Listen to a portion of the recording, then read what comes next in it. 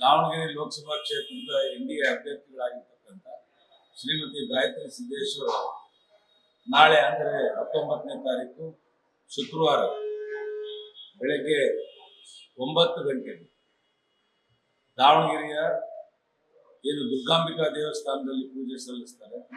ಹಾಗೇನೆ ದಾವಣಗೆರೆಯ ರಾಮನ್ಪುರ ಸರ್ಕಲ್ನಲ್ಲಿ ಇರ್ತಕ್ಕಂಥ ಶ್ರೀ ಗಣಪತಿ ದೇವರಿಗೆ ಅಭಿಷೇಕ ಸಲ್ಲಿಸೋದ್ರ ಮೂಲಕ ನಾಳೆ ನಾಮಪತ್ರ ಸಲ್ಲಿಕೆಯ ಕಾರ್ಯವನ್ನು ಪ್ರಾರಂಭಿಸ್ತಾ ಇದ್ದಾರೆ. ಅದರಲ್ಲೂ ವಿಶೇಷವಾಗಿ ಜನತಾದಳ ಜಾತ್ಯತೀತ ಪಕ್ಷದ ಜಿಲ್ಲೆಯ ಎಲ್ಲ ಮುಖಂಡರು, ಕಾರ್ಯಕರ್ತರು, ಅಭಿಮಾನಿಗಳು, ಹಾಗೇನೆ ಬಿಜೆಪಿ ಪಕ್ಷದ ಎಲ್ಲ ಮುಖಂಡರು, ಕಾರ್ಯಕರ್ತರು ಎಲ್ಲರೂ ದಾವಣಗೆರೆಯ ರಾಮನ್ಪುರ ಸರ್ಕಲ್ಗೆ ಬರಬೇಕು.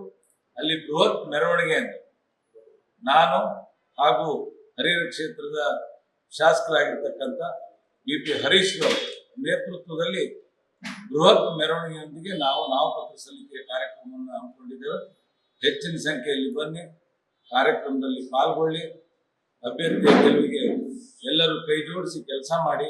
ನಾಳೆ ನಡೀತಕ್ಕಂಥ ಏನು ನಾಮಪತ್ರ ಸಲ್ಲಿಕೆಯ ಕಾರ್ಯಕ್ರಮ ಏನಿದೆ ಅದು ಚುನಾವಣೆಗೆ ನಾಂದಿ ಹಾಡ್ತಕ್ಕಂಥ ಒಂದು ದೊಡ್ಡ ಬೃಹತ್ ಮೆರವಣಿಗೆ ಅಂತ ನಾನು ಈ ಸಂದರ್ಭದಲ್ಲಿ ಹೇಳ್ತೀನಿ. ಖಂಡಿತವಾಗಿ NDA ಅಭ್ಯರ್ಥಿ ಗೆಲ್ಲೋದ್ರಲ್ಲಿ ಅನುಮಾನವೇ ಇಲ್ಲ. ಎಲ್ಲರೂ ಬನ್ನಿ, ಭಾಗವಹಿಸಿ ಯಶಸ್ವಿ ಮಾಡಿ ಅಂತ ತಮ್ಮಲ್ಲಿ और दावणगेरे में श्रीमती गायत्री सिद्धेश्वर को भारी मतों से विजयी बनाना है।